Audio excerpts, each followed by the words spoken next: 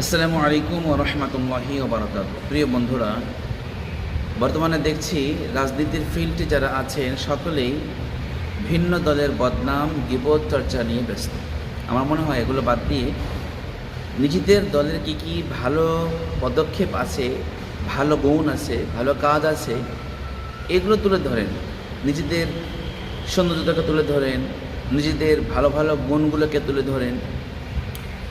এভাবে করে নিজেদের দলকে মানুষের কাছে পরিচিত করেন, তাহলে মনে হয় বেশি ভালো হবে, দলটা পবিত্র থাকবে।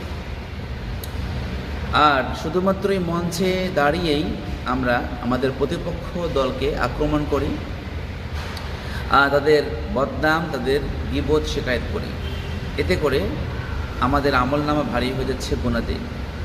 এজন্য সকল রাজনীতিবিদদের কাছে আমার অনুরোধ থাকবে তারা যেন এই ধরনের কাজকে পরিত্যাগ করেন। আসসালামু আলাইকুম ওয়া রাহমাতুল্লাহি ওয়া বারাকাতুহু।